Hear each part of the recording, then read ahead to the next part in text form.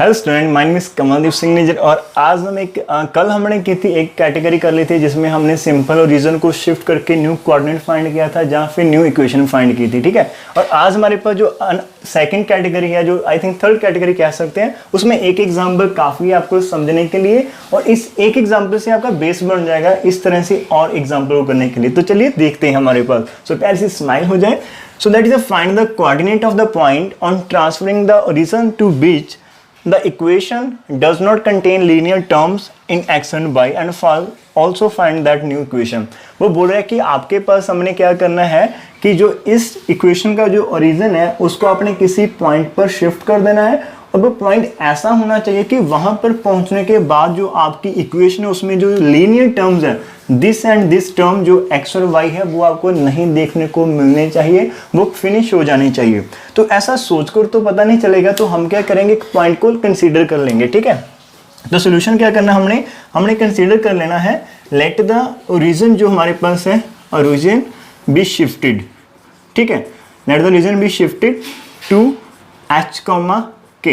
तो हमने इस रीजन को शिफ्ट कर दिया। ठीक है, तो देयरफॉर हमारे पास क्या होगा, सब्स्टिट्यूशन हमने कैसे करनी होती है, तो देयरफॉर हमारे पास क्या होगा, हम पुट करेंगे, therefore we put x is equal to जो आपका सिंपल x है, आपने क्या करना है उसको, ये हमारा न्यू सेंटर है h और प्लस आपके पास फिर न्यू कोऑर्डिनेट आएंगे x डैश एंड y कैसा बन जाएगा, k प्लस y डैश बन जाएगा इन गिवन इक्वेशन।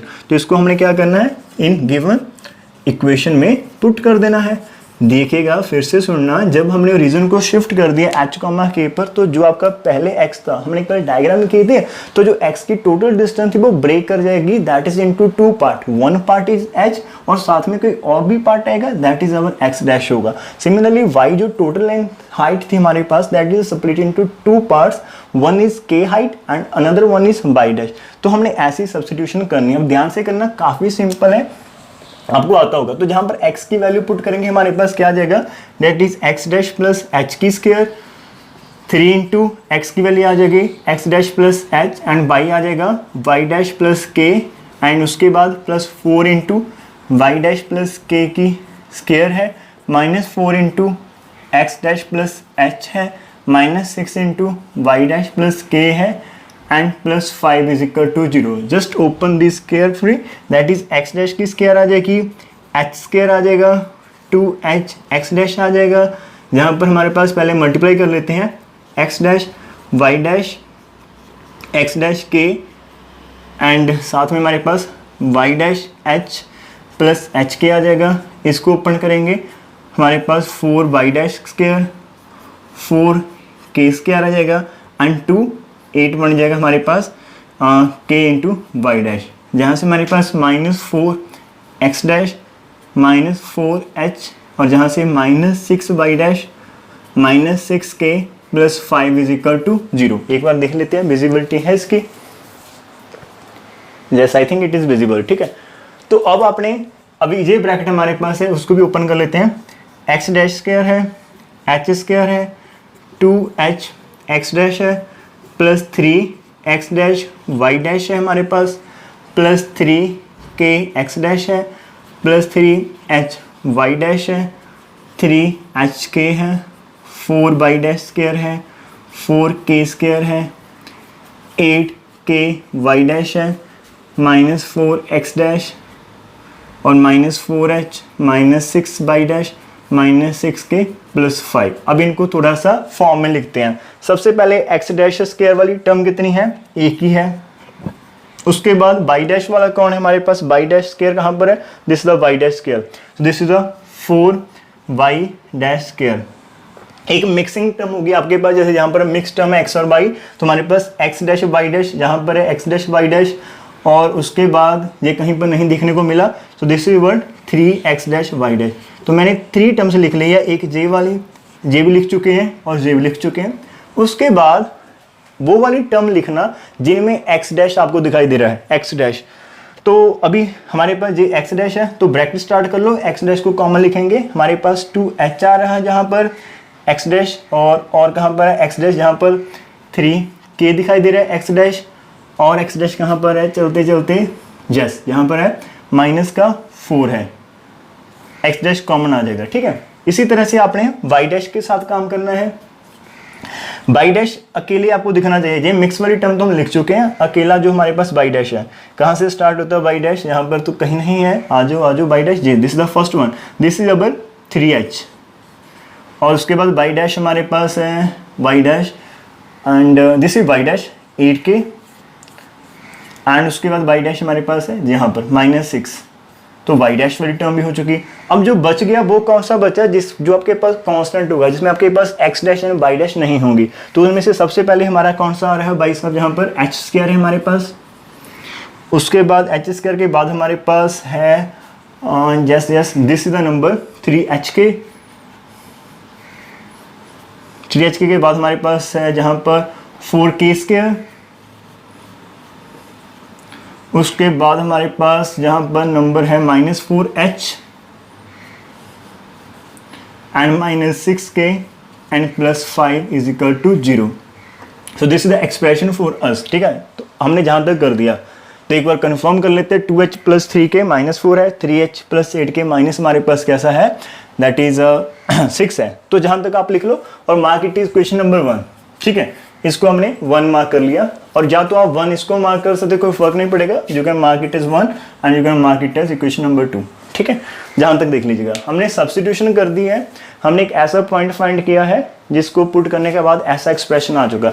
अब डिमांड क्या थी क्वेश्चन की कि आपने सब्स्टिट्यूशन कर दी, आपने रीजन को शिफ्ट कर दिया, लेकिन उनकी डिमांड थी कि उनको x dash and y dash वाली टर्म देखनी ही नहीं है, लेकिन हमारे पास तो वो आ चुकी है।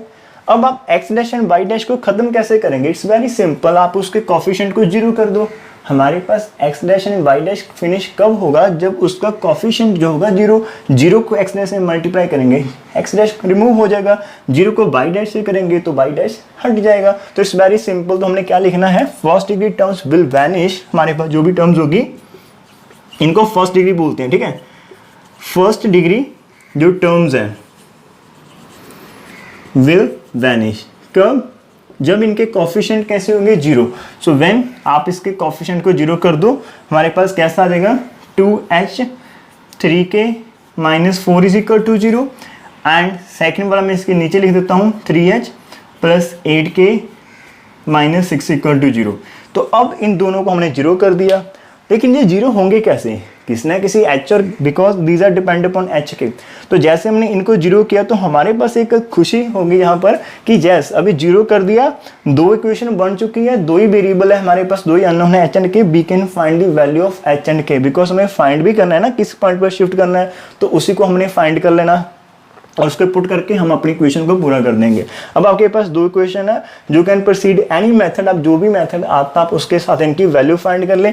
मैं ट्राई करता हूँ, मेरे पास कौन सा मेथड है, hk = 1, जिसको हम क्रॉस मल्टीप्लिकेशन शायद कह देते हैं, ठीक है। इसके अकॉर्डिंग मेरे पास आ जाएगा -18, आप खुद करना, ठीक है, मैं अपना कर रहा हूँ, आप खुद करना।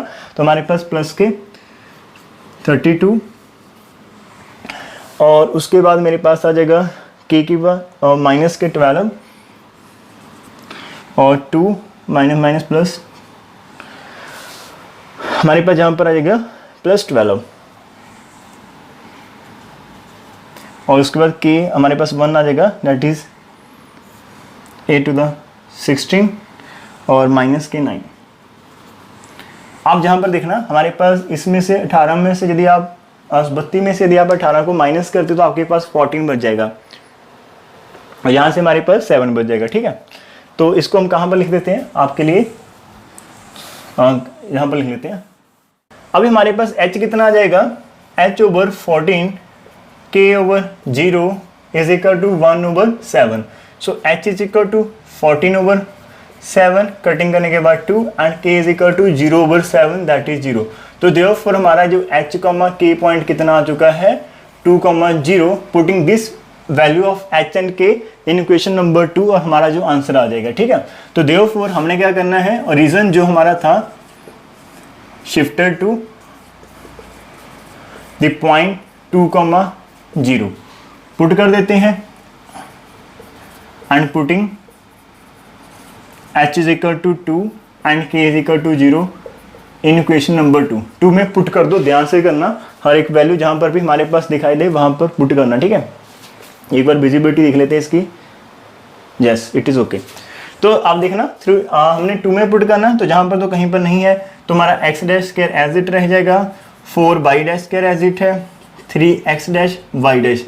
और जहाँ पर पुट करने की जरूरत नहीं, आप पुट करेंगे आपका जीरो ही बनेगा, because this is equal to zero हमने ऑलरेडी लिया हुआ। तो ये दोनों टर्म तो आप वैसे ही हटा दो, जहाँ पर पुट करना एच स्क्वायर को, तो एच स्क्वायर बोले तो 2 की स्क्वायर 4 आ जाएगा, यहाँ पर k की वैल्यू 0 है, 0 हो जाएगा, k स्क्वायर है तो 0 हो जाएगा, और -4 × 2 माइनस का 8, k जहाँ पर भी है 0 हो जाएगा, plus 5 equal to 0। So we get the equation x dash square 4y dash square 3x dash y dash. हमारे पास आंसर कितना आ गया, 4 - 8 that is +1 is equal to 0, that is +1 is equal to 0। तो लास्ट में हम क्या करते होते हैं, चेंजिंग द वेरिएबल्स, ठीक है। So changing x dash to x and y dash to y। तो देयरफॉर जो रिक्वायर्ड इक्वेशन होगी हमारे पास, देयरफॉर रिक्वायर्ड इक्वेशन, इसका पैटर्न वही लिख देते हैं फिर से, एक्स स्क्वायर होगी, सेंटर में मिक्स टर्म लिख दो 3xy, फिर लिख दो ये वाली term 4y square plus 1 is equal to 0। तो कैसा लगा क्वेश्चन? तो ये उनके लिए था जिन्होंने अभी स्टार्ट नहीं किया, काफ़ी बच्चे तो ऑलरेडी कर चुके होंगे इस टॉपिक को स्टार्ट, एक बार देख लेना, फिर से मैं रिपीट कर देता हूँ हमारे पास। तो दिस इज द हमारे पास एंड हो चुका। तो ऐसी और भी एग्जांपल आपको मिल जाएगी एग्जाम में final. So this is the end up to here. ऐसी और भी एग्जांपल आपकी बुक में होगी, वहां पर उन्होंने लिखा होगा कि आपके पास एक इक्वेशन दी हुई है, आप इसके रीजन को शिफ्ट करें या फिर आप कोई भी ट्रांसफॉर्मेशन यूज करें, और आपकी जो फर्स्ट डिग्री टर्म्स है विल बी वैनिश, वो वैनिश होनी चाहिए, वो वहां से रिमूव होनी चाहिए। तो आपने क्या करना है, so you can simply follow this rule. आपने उसको शिफ्ट करना टू अ पॉइंट एच के, और आपने वहां पर सब्स्टिट्यूशन करनी है x is equal to h plus x dash and y is equal to y dash plus k, सारी इक्वेशन में पुट करके ओपन करना है। और जब आप उसको ओपन करेंगे तो आपने ध्यान रखना है वहां से इस कैटेगरी की ऐसे ओपन करना है, आपने उनमें से अलग अलग हर एक को सिंपली लिख देना है, x dash square y dash square x dash y dash और एक्स डैश, जहाँ पर ध्यान से करना वाई डैश वाला लिख देना, फिर सारे के सारे कांस्टेंट। अब उनकी डिमांड थी कि हमें एक्स डैश और वाई डैश नहीं चाहिए, कब नहीं आएगा, जब उनके कोफिशिएंट इक्वल टू 0 होंगे। So putting the coefficient equal to 0, solve this equation by any method you want to like, ठीक है। आपको जो भी अच्छा है उससे कर लो, मैंने क्रॉस मल्टीप्लिकेशन की है, this is also one of the good method. तो इसके अकॉर्डिंग आपकी एच एंड के की वैल्यू आ जाएगी।